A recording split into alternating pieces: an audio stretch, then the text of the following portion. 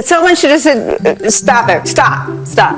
Are you effing kidding me? And they should have dropped that F-bomb, right? Welcome to this week's Wacky Moments of Leftist Extremism. This was the week of the VP debate and the news media contorting themselves into all kinds of positions to protect a self-proclaimed knucklehead. I've not been perfect, and I'm a knucklehead. Since the previous name-calling of J.D. Vance didn't stick, the Harris-Walz campaign announced that Vance was slick. And immediately, the Democratic Party lackeys and the media, which is pretty much the same thing, well, they went into full parrot mode.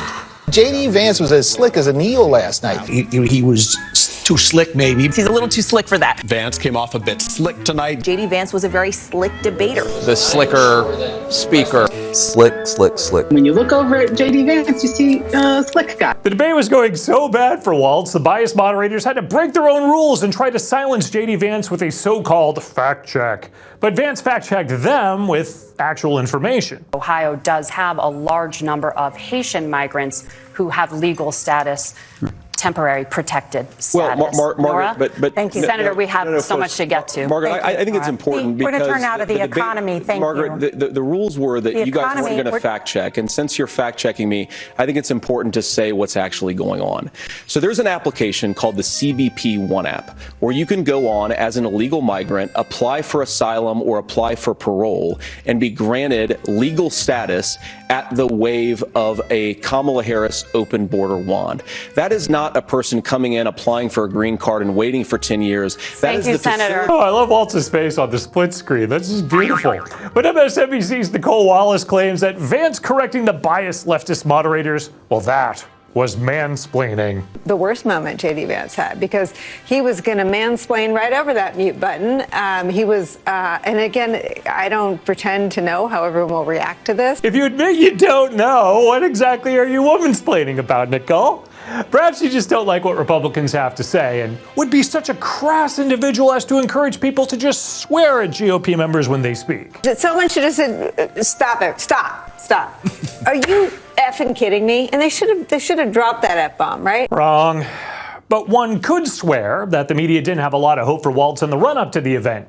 CNN was seriously arguing that a Vance win would actually be a bad thing for him because he'd come off as predatory.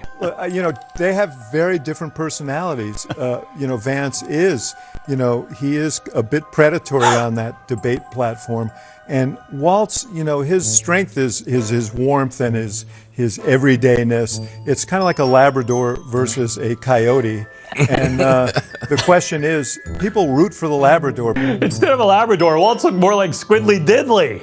Yes, I am that old. I did see Laugh Olympic reruns. And I'm a knucklehead at times. Just like the leftist media did actually see the VP debate. Let's face it, Vance looked very reasonable. He looked rational. This was a civil debate in a campaign that has not been civil by any measure. Some leftist hosts had to admit that JD won the debate, but only when it came to real issues of policy. For the first 90 minutes or so, this looked like this is simply a campaign about policy differences, and it's really not, George. It's more than that. It is.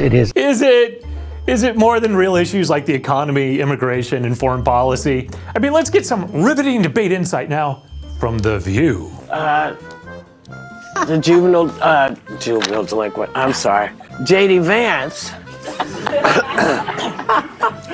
made a choice because it has suddenly occurred to him that he may have stepped wrongly. So insightful. The media continues to avoid anything that's going wrongly for Harris. ICE recently revealed that there's roughly 13,000 non-citizen murderers running loose in the country thanks to Kamala Harris and Joe Biden's borders. So ABC and CBS newscasts, they just won't mention that. It's not newsworthy. I mean, they couldn't even mention the ICE report while covering Harris's visit to the border last weekend. Harris traveling to the border in the key battleground of Arizona. She's been closing the gap on Donald Trump's lead on the economy, now aiming to fight him on who would be most effective on border security too. Tonight, the campaign with a new ad. She put cartel members and drug traffickers behind bars. Oh, they could include the new Harris campaign ad as part of their coverage because, well, that's basically what ABC News is. It's an ad for the Harris campaign. But they do have to hide stories that could cast Democrats in an unfavorable light. And that's slap in the face to the public. You know, maybe it's not as hard as the ones that Harris's husband allegedly delivers to women, but you know, they don't cover that either. It's just a storm of omission by the media. And speaking of storms, on Wednesday, Homeland Security Secretary Alejandro Mayorkas announced that FEMA lacks the funds to make it through the hurricane season. We do not have the funds, FEMA does not have the funds to make it through the season. But in all their hurricane coverage, ABC, CBS, NBC, they all ignored this information during their evening network newscasts. Of course, the leftist media did make some time for television personalities to push a leftist agenda on the hurricane. Just when it comes November 5th, everybody, you got to vote for the Democrats. Oh yeah, predicting the weather is hard. Predicting the election interference from the media, well, that's easy. Their bias is downright scientifically provable. Just when it comes November 5th, everybody, you got to vote for the Democrats. I'm doing my best here. Well, the media always does. And I'm a knucklehead at times. And I'm Eric Shiner, asking you not to believe this leftist media. Fight with truth and generosity. Head over to the MRC homepage, click on that donate button. Visit MRC-TV for the latest in information, entertainment, and videos. And be sure to like and share and subscribe to these videos in the places that let you see them. We'll see you next week with another look at leftist media madness.